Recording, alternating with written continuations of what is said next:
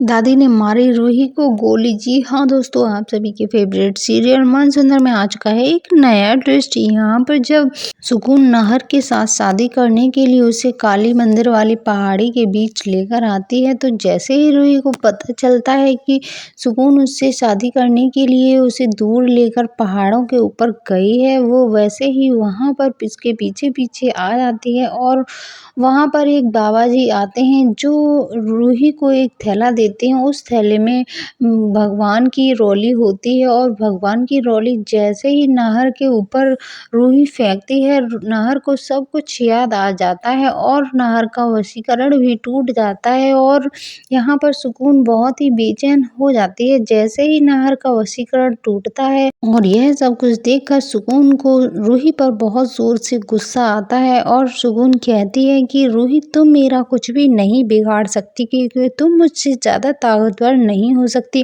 और साथ ही वह रोली सुकून के ऊपर भी गिर जाती है, जिसकी वजह से सुकून को जलन होने लगती है क्योंकि वह भगवान जी की रोली होती है, जिसकी वजह से नाहर का वशीकरण टूट जाता है और नाहर को सब कुछ याद आ जाता है कि वह सिर्फ और सिर्फ रूही का है। और उसने रूही से वादा किया है कि वह सातों जन्म ही रूही का ही रहेगा। और जब वह सुकून की तरफ देखता है तो वह पूछता है कि रूही, यह सब क्या है और मैं सुकून से शादी क्यों कर रहा हूँ और मैं दूल्हे की जोड़े में क्या कर रहा हूँ। और साथ ही सुकून को भी वह देखता है, वह दुल्हन की जोड़े में होती है, तो वह पूछता है कि यह सब कुछ क्या हो रहा है। तभी रूही बताती है कि यह सब कुछ मैं बाद में बताऊंगी नाहर, अभी आपको हमारे साथ चलना होगा। लेकिन वहीं पर दादी और बाकी घर वाले आ जाते हैं और वह यह सब कुछ देखते हैं। लेकिन जब दादी को सुकून का असली चेहरा, सांवला चेहरा नजर आता है, तो दादी कहती है कि सुकून, तुम्हारी यह हिम्मत कि तुमने मुझे इतना बड़ा धोखा दिया। तुम तो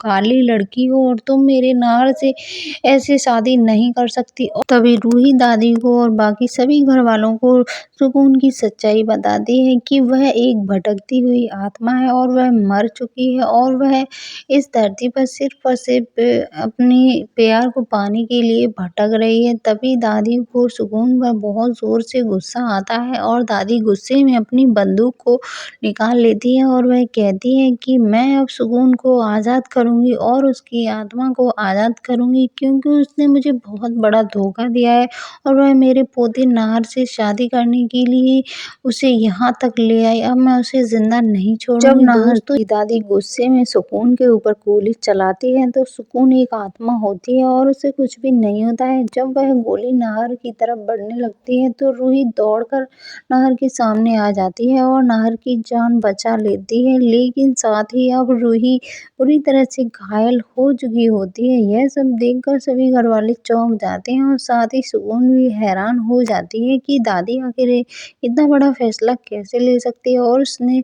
रूही के पेट में गोली मार दी। यह सब कुछ देखकर घरवाले हैरान हो जाते हैं। साथ ही नाहर भी बुरी तरह से चिल्लाने लगता है कि रूही, मैं तुम्हें कुछ भी नहीं होने दूंगा और तुम मेरी जिंदगी हो। तभी सभी लोग रूही को लेकर के अस्पताल चले जाते हैं। दोस्तों, यहाँ पर सुकून भी अपने किए पर पछतावा कर रही होती है क्योंकि उसका सारा जीवन उसके प्यार की तलाश में गुजर गया था और मरने के बाद भी उसे सुकून नहीं मिला। इसलिए वह मरने के बाद भी इस तरह भटक रही है क्योंकि वह चाहती है कि उसे एक परिवार और प्यार और पति मिल जाए। दोस्तों, आप सभी को क्या लगता है कि सुकून अब नाहर की ज़िंदगी से हमेशा के लिए चली जाएगी और वह रूही और नाहर को अच्छे से रहने देगी? दोस्तों, अपनी राय कमेंट बॉक्स में ज़रूर लिखिए और चैनल सब्सक्राइब